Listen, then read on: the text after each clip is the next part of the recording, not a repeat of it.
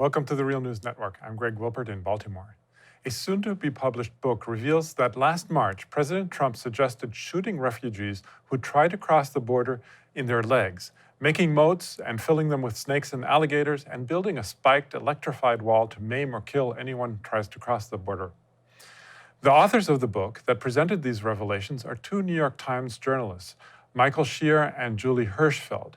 The book is titled Border Wars: Inside the Trump Administration's Assault on Immigration, which will be released next week, but was excerpted in the New York Times on Tuesday.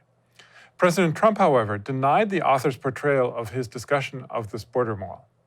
So these two reporters wrote this book, and they said, I want a moat with alligator snakes, electrified fences, so people get electrocuted if they so much as touch the fence, and spikes on top. Never said it, never thought of it, and I actually put out something on social media today. I said, I'm tough on the border, but I'm not that tough. Okay, it was a lie. Just so you have it, you asked the question. It was a total lie. It was corrupt reporting, okay? Thank you very much. It should be noted that when Trump allegedly made the suggestions to shoot refugees or build deadly obstacles, his aides told him repeatedly that such measures would be illegal. Now, in a related development, late last September, President Trump announced also that he would reduce the number of refugees admitted to the United States by nearly half, from 30,000 to 18,000, over the next 12 months. This is about 1/6 the number that were admitted in the last year of the Obama administration.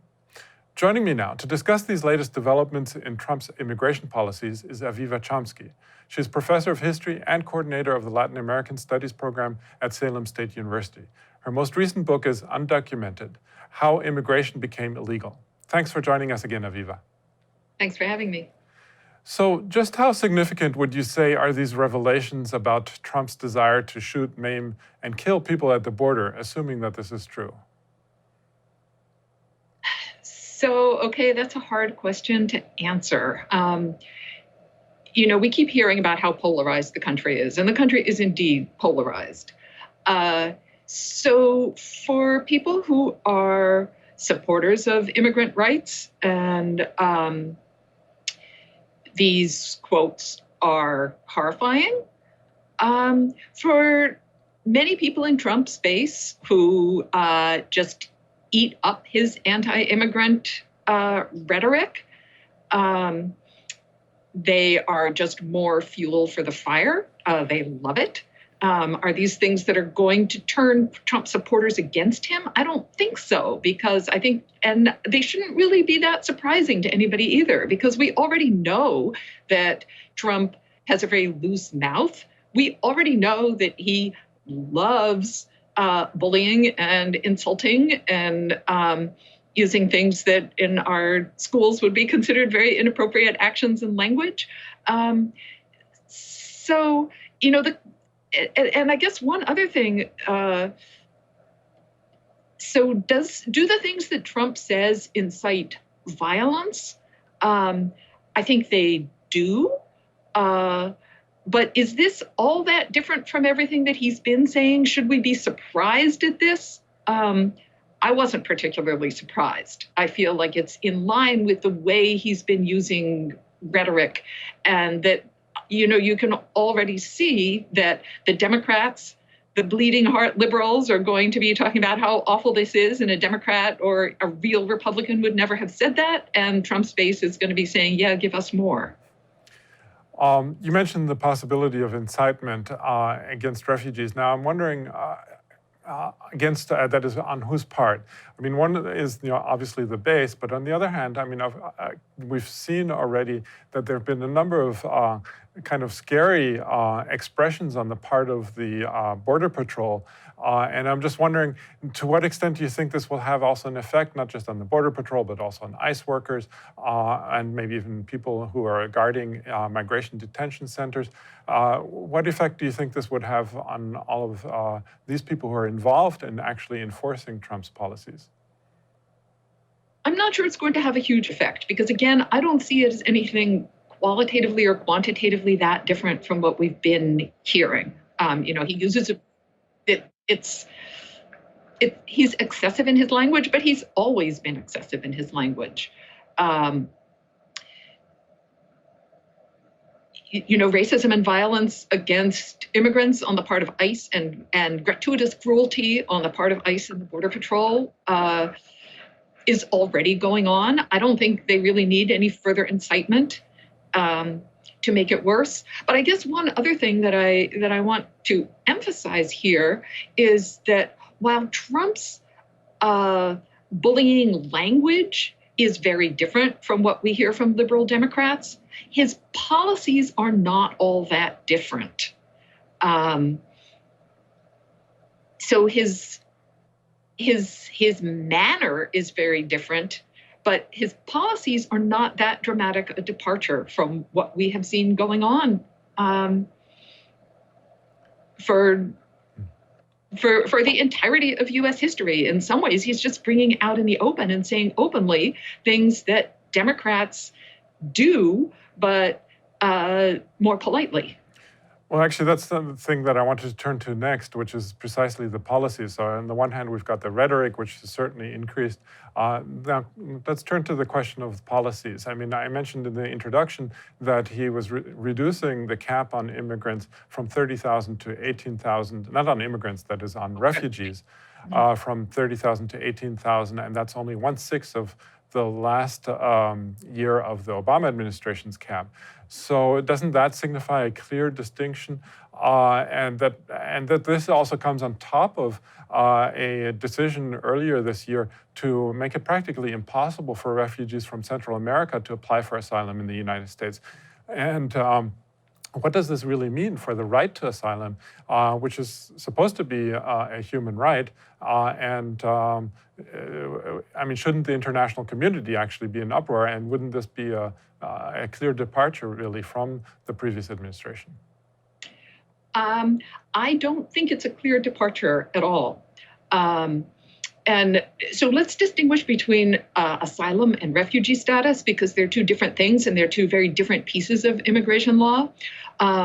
So what Trump, the recent lowering of the quota is for refugees. Refugees are people who apply for status inside their own countries.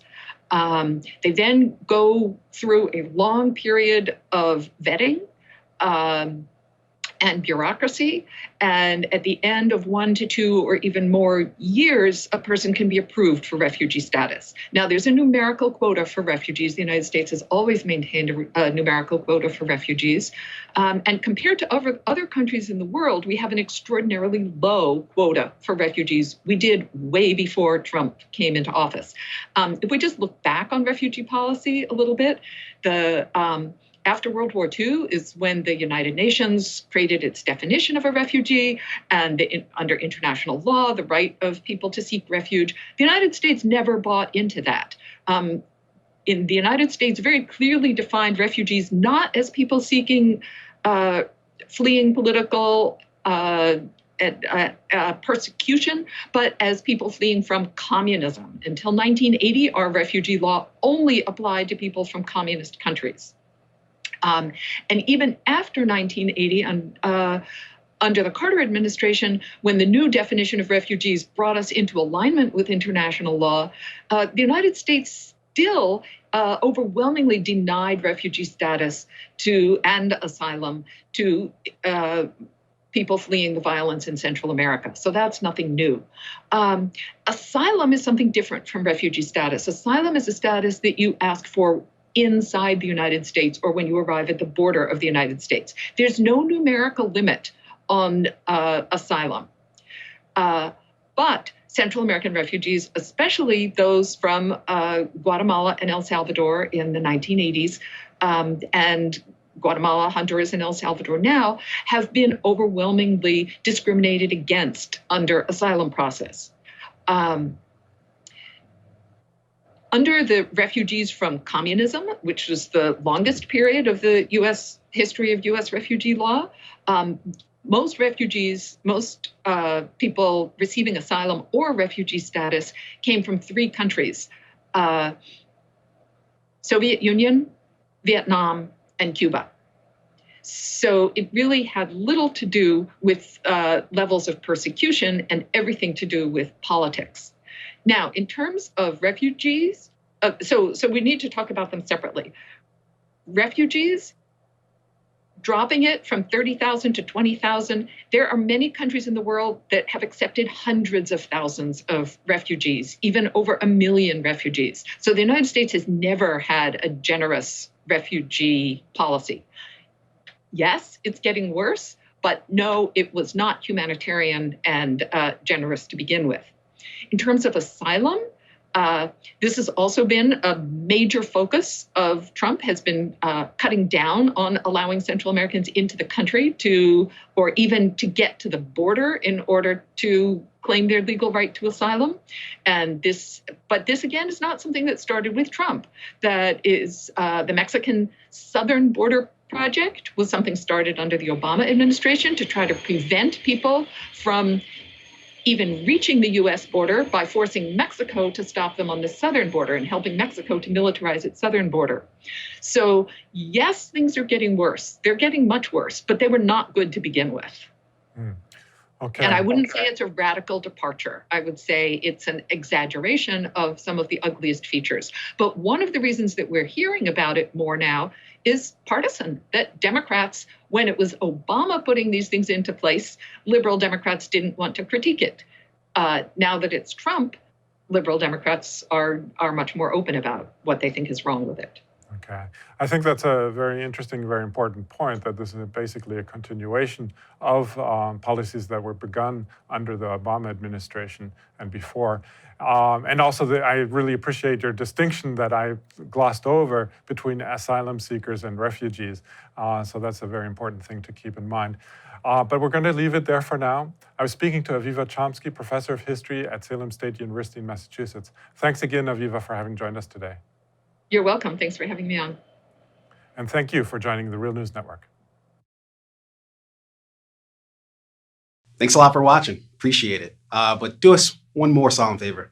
Hit the subscribe button below. You know you want to. Stay up on the videos.